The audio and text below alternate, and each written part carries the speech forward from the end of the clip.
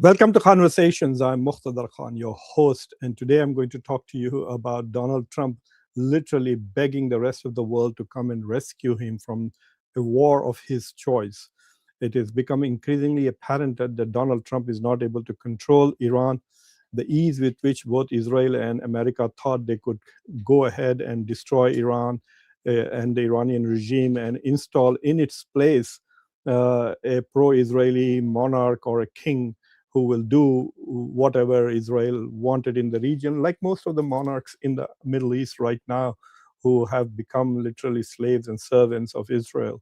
So, but unfortunately, the war is not going as he has planned. Iran has shown great resilience in spite of the devastating bombing campaign by both Israel and the United States. There is no end game in sight.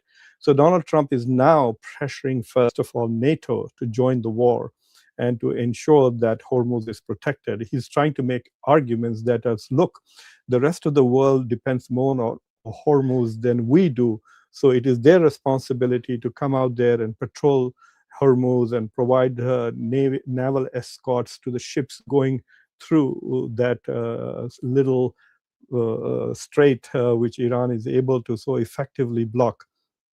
25% of the global energy, oil and gas goes through that. And it impacts specifically countries like Japan, South Korea, India, most of the global South, and China. So literally, Trump is begging. He's trying to put together, according to Wall Street, a coalition of 7 countries. None of these countries are eager to join a war that Donald Trump started without consulting them. So for the last 1 year, Donald Trump and his administration, J.D. Vance, Marco Rubio, have been lecturing NATO and saying that you're useless without us. NATO would be nothing without America. Europe would be nothing without America's support. Europe is dependent on the United States for its very existence, and so on and so forth. I mean, they have mocked NATO countries, they have demeaned NATO countries, and they have threatened NATO countries. And now suddenly Donald Trump feels that two weeks into a war, today is the 17th day of the war, that he desperately needs the help of NATO.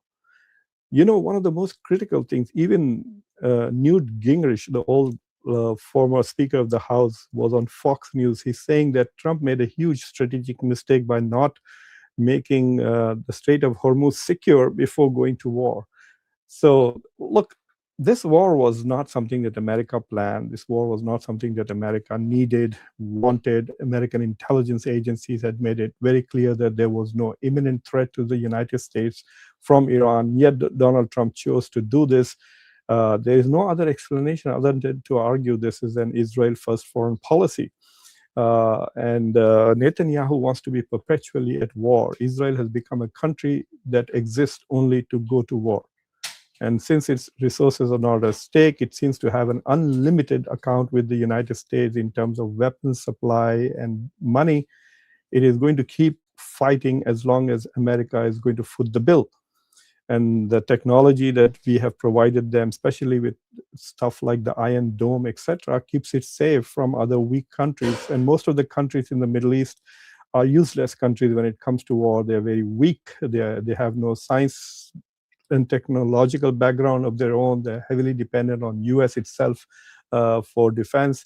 And the countries that are challenging the US are no match to the US. And so by proxy, Israel has become very powerful because it has access to so much of US threat.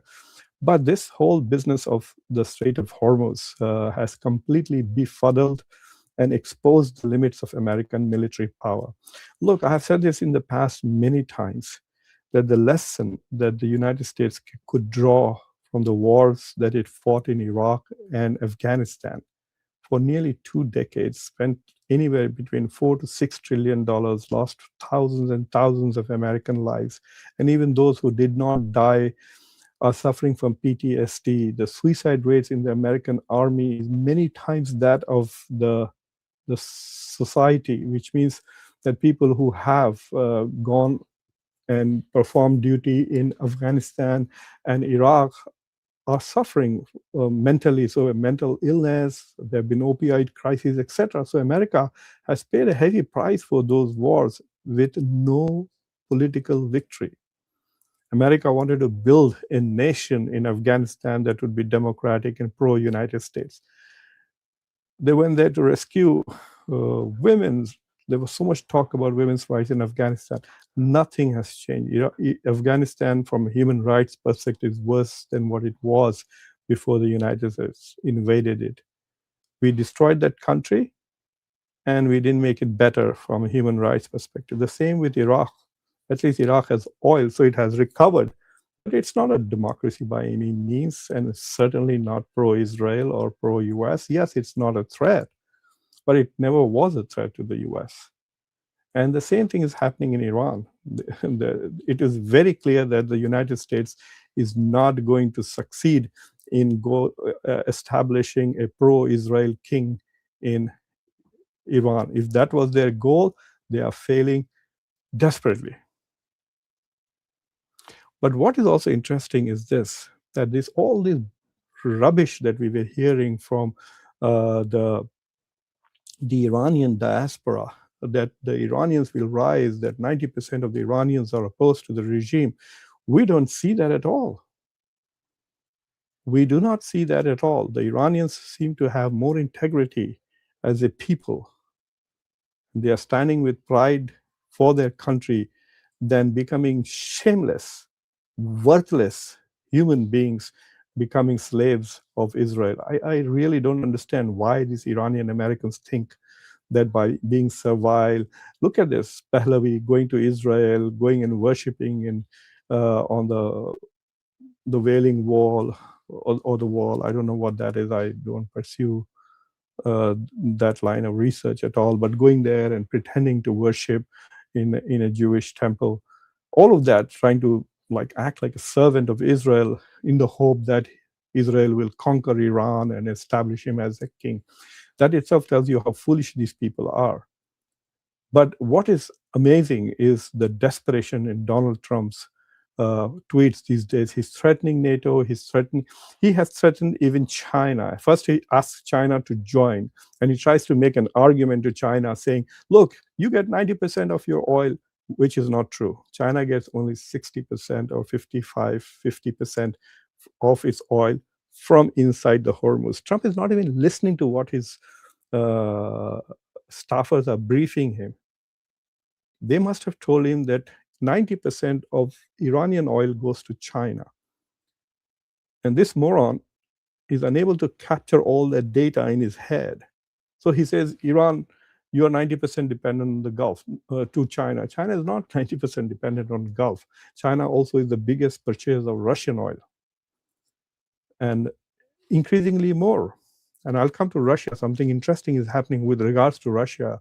Russia has become one of the major beneficiaries of this war with Iran. So Donald Trump, who's scheduled to go to China at the end of this month, 31st of March to 2nd of April, those were the dates. He's now threatening China and saying, I will not come to China. I will delay my trip to China, as if it's some kind of a reward or gift to China that Donald Trump is visiting. He's going to China because he needs to negotiate things which are in the interest of the United States. So in pushing Israeli interest, he is once again undermining American interest by not going to China. Of course, it's just a diplomatic pressure. It's kind of a threat. I don't think he's going to cancel that trip. But the Chinese basically told him, go jump. They're not going to send the military. They're not going to send the navy.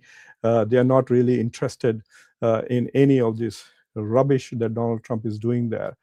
Already, the Iranians have allowed Chinese and Russian ships to sail through the Strait of Hormuz. They have allowed 2 Indian ships also to go.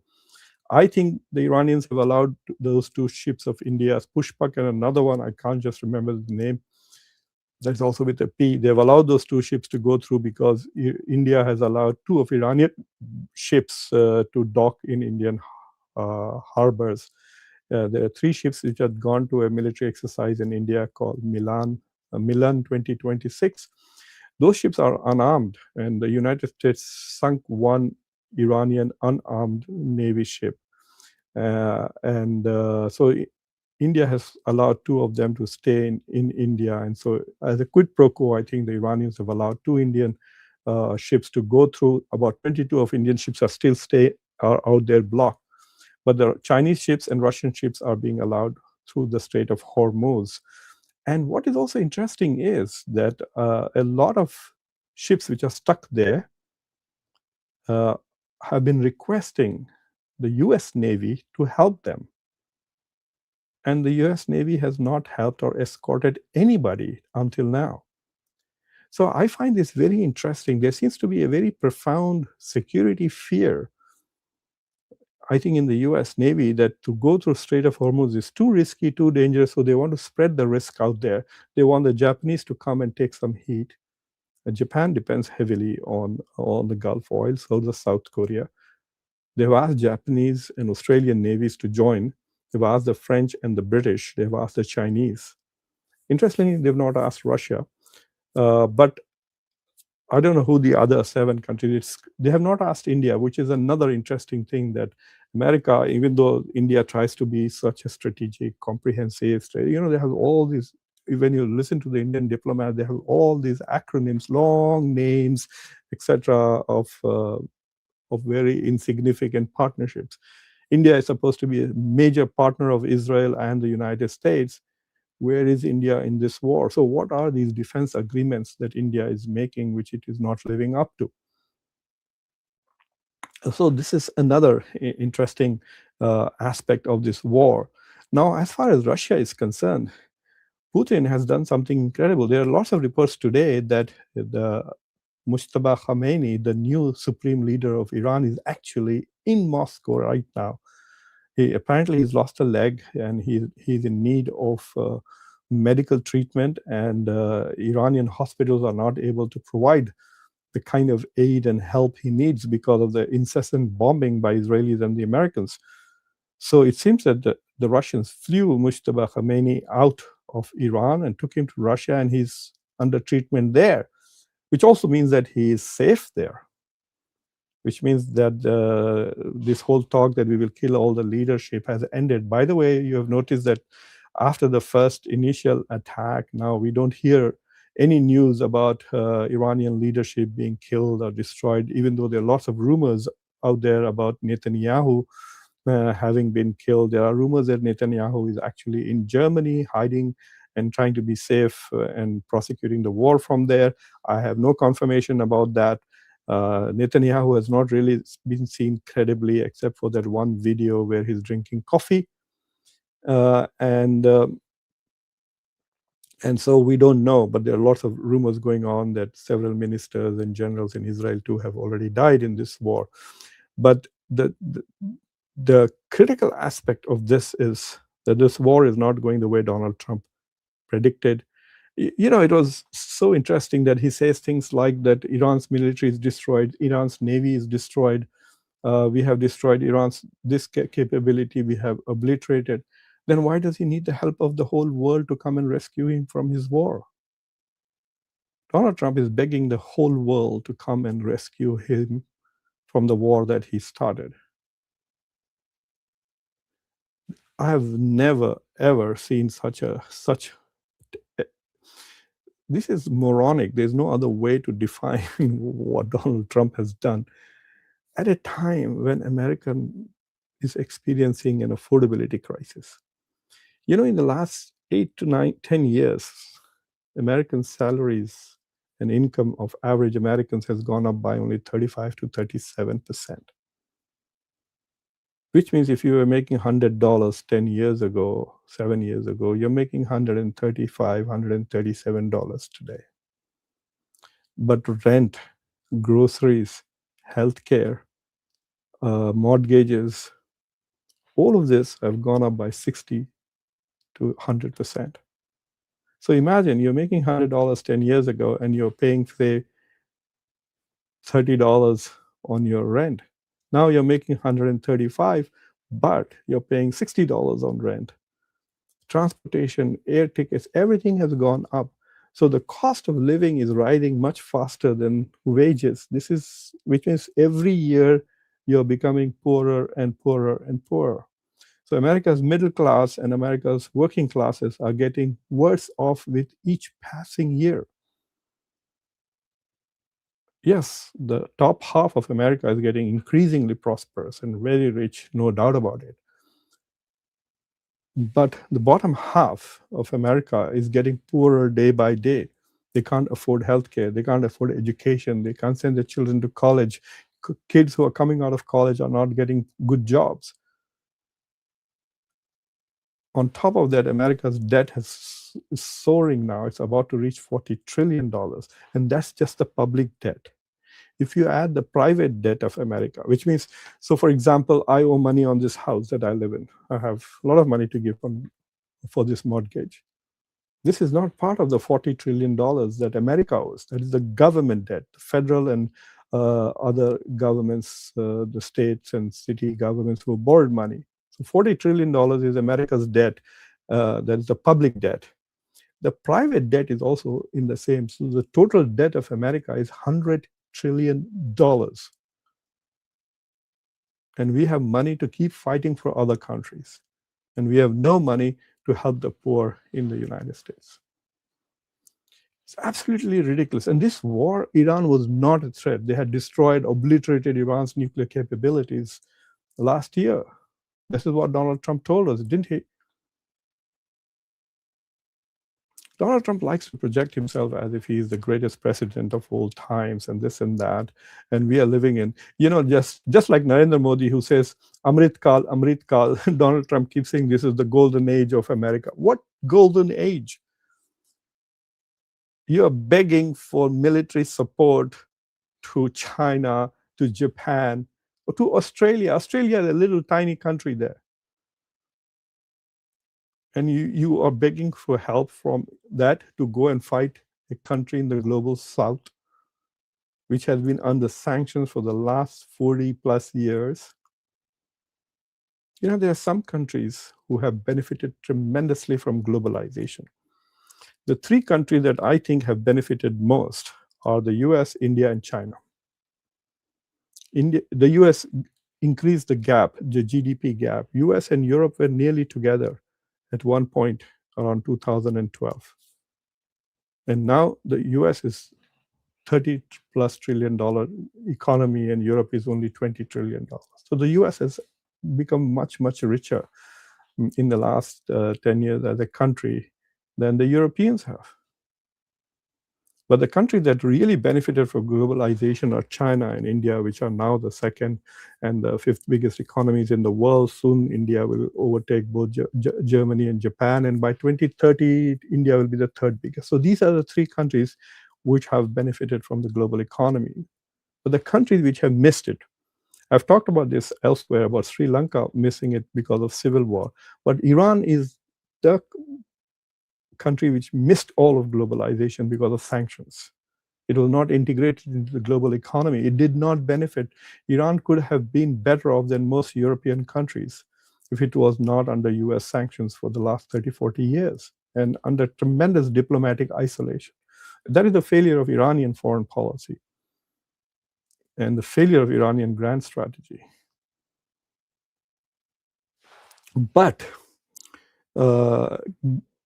But in spite of that, you have a country that has been weakened for 40 years by sanctions, relentless sanctions. And yet you can't face that country. You're the most powerful country in the history of humanity. You're begging for help. I mean, this is humbling for Donald Trump and for all those people here in this country who feel that they can bully the rest of the world. I think Iran has done a favor to the rest of the world by just standing up to Trump. And it's trying to send the message that you don't have to allow Donald Trump to be bullied. Thank you for watching Conversations. I'm Muqtadar Khan. As you know, I'm continuing to watch this show. I've written a lot of articles. You can just go to Google News and type my name. You'll find my articles. I'm doing a lot of television. I was doing BBC this morning. So you can keep hearing me talking on the various aspects of this Iran war all day long. But please also subscribe to the channel. Press the bell icon so you can get notified every time I add new videos. Share this video with your social political network. And of course, try to become a member of Conversations. And as a member, we have Zoom conferences that we can engage in. If I will see if there are any interesting comments or questions from anybody here, and we will go forward from there. I don't know why people complain about the volume. When I listen to my shows, I seem to find the volume all right. Shani, after need. This is a very funny question. Everyone is saying that if Netanyahu is dead, then who is running America? Truly, who is running American foreign policy, at least? There's no doubt about it. Whether when Biden was in charge, he kept saying, I have ironclad support to Israel. Biden never said he has ironclad support for American working class or American middle class or American industry. He didn't have ironclad support for anything except Israel. And the same with Donald Trump. I mean, everything he's doing in the Middle East is in the interest of Israel and counter to the interest of the United States. So yes, in many ways, you can say that American foreign policy in the Middle East is whatever Netanyahu wants on a given day.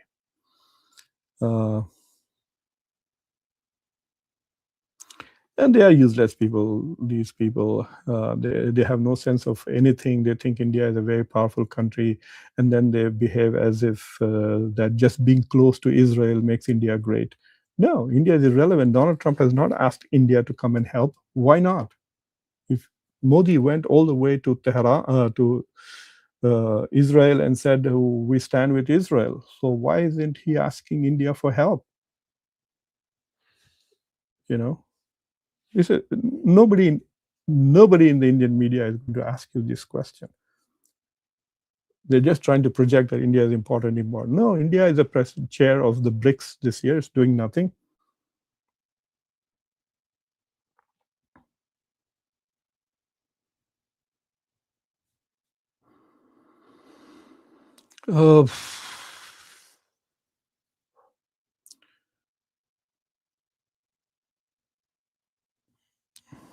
Our friend from Ken, how are you in Hong Kong?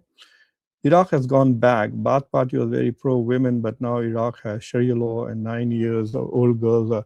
It's just one piece of news that you hear and then you keep repeating that. That's not fair to Iraq. It's not. It has not gone back to Sharia law. You're wrong on all of these. Everything that you made here, comment here, is completely wrong and unfair. Yes, Iraq is not a robust democracy as one would, but which democracy is robust? India is robust? No. There are no debates in Indian parliament. The media, India's media is ranked 140 when it comes to freedom of speech. The judiciary is doing whatever the government wants. So the independent media, Indian independent judiciary has done. BJP chief ministers are running campaigns promising to kill their own citizens with guns in order to get votes. So yeah, no democracy is robust. But this is rubbish, Ken. You should read up a little bit more on what's happening in Iraq.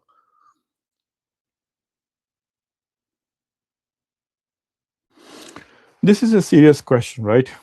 I've been saying this repeatedly on my show that whatever happens, America is going to lose the war from a strategic point of view, in the sense that it's not going to get a pro-Israeli king or pro-Israeli government there.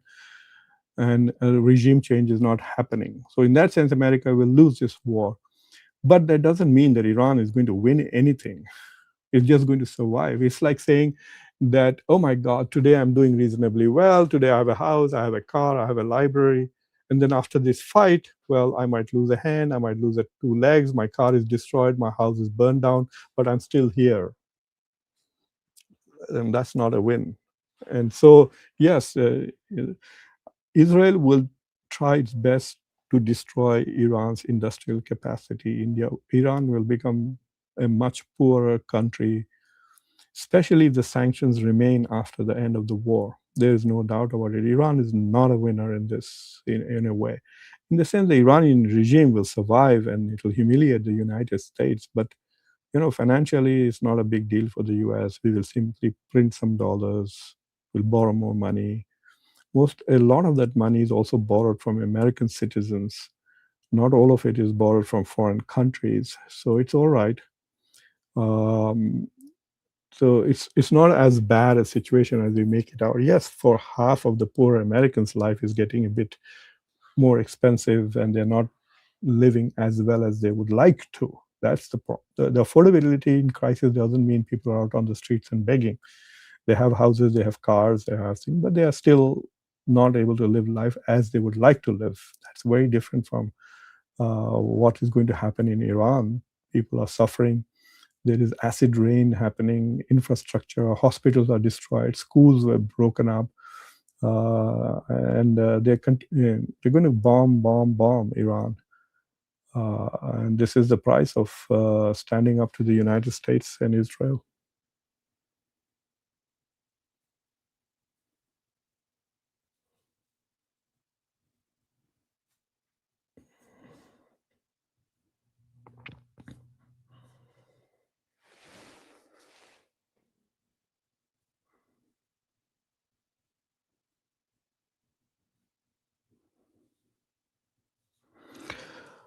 There is no end game in the horizon. This is a good question. This is a question that people are asking Donald Trump. What is your end game? He's saying the war is going to end in 5 weeks, and now he's saying 3 weeks. And then he says we have very completely destroyed Iranian military capabilities. Then how come you're not able to secure the Strait of Hormuz? Why is Dubai still being under attack? Even today, as I speak to you, the UAE was under severe targeting. In the United Arab Emirates now, if you post photographs or videos of the damage caused by Iranian attacks, you can go to jail, which means that the government is very worried about the rest of the world finding out as to how effective Iran's attack on UAE has been. They feel that one of the biggest assets is that they want foreign people to come and live in Dubai, buy their gold, golden visa or whatever, and come and shop and have vacations in Dubai. And they will lose all of that if people feel that there is insecurity there. Tourism will be down. Dubai itself does not have any oil. Most of the oil is in UAE, in Abu Dhabi, and so yes, there is no end game in sight at the moment. Uh, People are making some funny comments. He's very interesting. I don't always agree with Praveen Sahni because he's very critical, and he's very much he's a defense analyst, not exactly a foreign policy or geopolitics, even though everything overlaps significantly. But he's very good on the defense side of it, and so yeah, he's good. He's one of the few independent commentators in India, no doubt about it. Plus, his colleague also, Ghazala Wahab, she's also very good. She's been on my show on a couple of occasions. So yeah, they're both very critical of the Modi government's rhetoric about India's power and capability and its achievements in Operation Sindoor, etc. He was one of the first persons to talk about India losing jets in the Operation Sindoor. Even though the Indian military more or less acknowledged it, the government and popular narrative pretends as if it didn't happen. So yes, he's highly respected and has an independent voice in India, no doubt about it.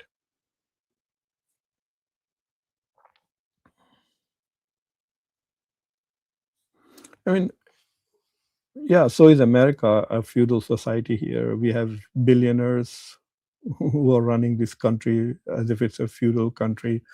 In India, you have castes, and the Brahmins are running the country, the upper caste Hindus.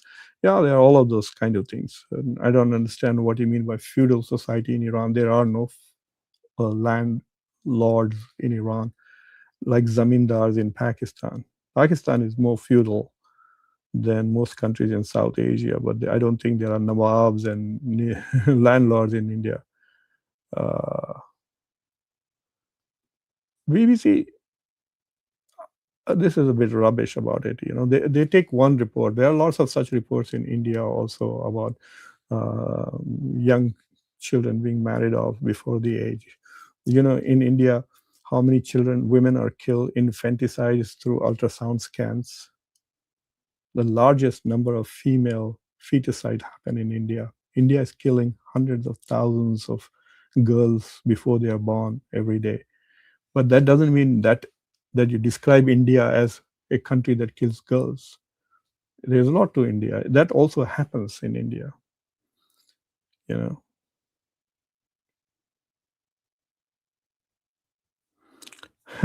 Anyway, thank you very much for watching Conversations. For those of you who are in India, I will be on Satya Hindi in 1 hour.